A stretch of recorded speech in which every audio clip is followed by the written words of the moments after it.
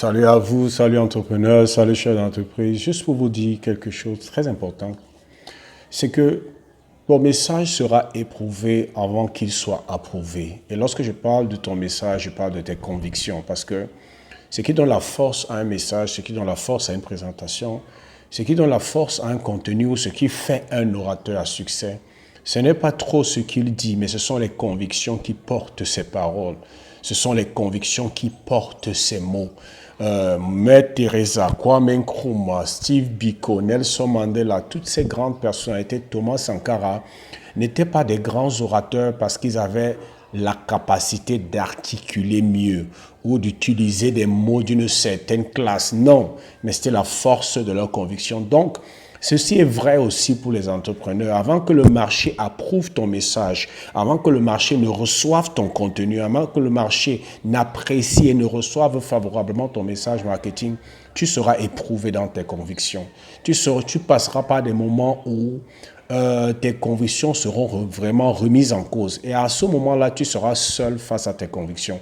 Est-ce que tu choisis de te compromettre ou est-ce que tu choisis de tenir sur tes convictions? C'est lorsque tu réussis à le faire que tu gagnes sur un plan purement spirituel le droit de pouvoir parler de ce message, de porter ce message. Pourquoi? Parce que tu as été testé et tu as prouvé que tu crois en tes convictions. Jésus a été testé avant qu'il ne commence son ministère public. La Bible dit que lorsqu'il est sorti des eaux du baptême, il a été conduit par l'Esprit dans le désert et dans le désert, son message a été éprouvé. Ses convictions ont été éprouvées. La Bible dit que pendant 40 jours, le diable l'a tenté.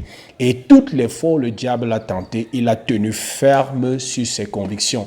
Et après cela, pour ceux qui connaissent l'histoire, son ministère public a pris une dimension extraordinaire. Et ce n'est pas vrai pour lui, c'est vrai pour tout le monde. Nelson Mandela, ses convictions ont été éprouvées. Lorsque vous lisez les biographies des grands orateurs, leurs convictions, Thomas Jefferson, Kwame Nkrumah, leurs convictions ont été éprouvées. Et lorsque tes convictions sont éprouvées dans des moments de difficulté et que tu décides de ne pas te compromettre à cause de ce que tu crois, tu reçois ce mandat spirituel de pouvoir porter ce message. Mais ce que beaucoup d'entrepreneurs ne savent pas, c'est qu'il en est de même dans l'entrepreneuriat. Il ne s'agit pas simplement du produit que tu vends.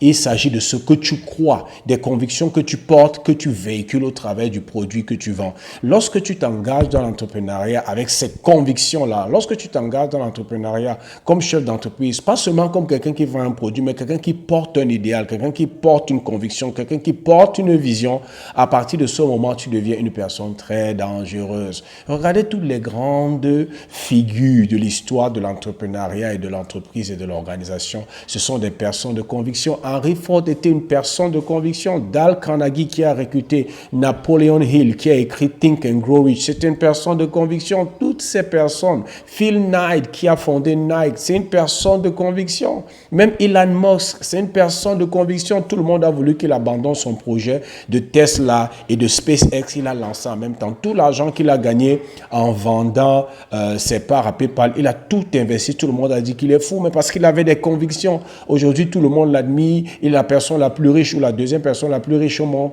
Mais ce que je veux vous dire, ce sont des personnes qui portent des convictions. L'argent n'est que le résultat. Donc, il faut que tu saches qu'en tant qu'entrepreneur, toi aussi, tu portes un message. Ce n'est pas seulement une histoire de produit, c'est les convictions que tu véhicules au travers de ce produit, au travers de ce service. Et pour que ton message soit approuvé par le marché, au point où tu commences à faire un très grand impact et te faire beaucoup de profit, ce message, par les convictions qui soutiennent ce message, sera éprouvé. Dans des moments où tu auras à faire des choix entre compromettre tes valeurs, compromettre tes convictions et tenir sur ce que tu crois, quel que soit ce que tu vois, même au risque de perdre des parts de marché ou au risque de ne pas faire de profit. C'est ça que je voulais partager avec toi aujourd'hui.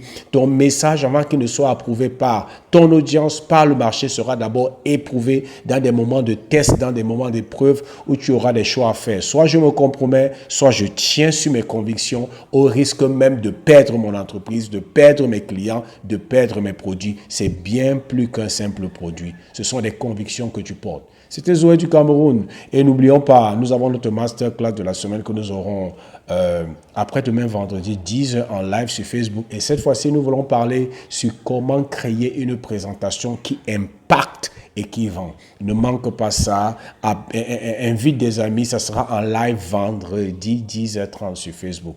C'était Zoé du Cameroun. Je te souhaite le succès.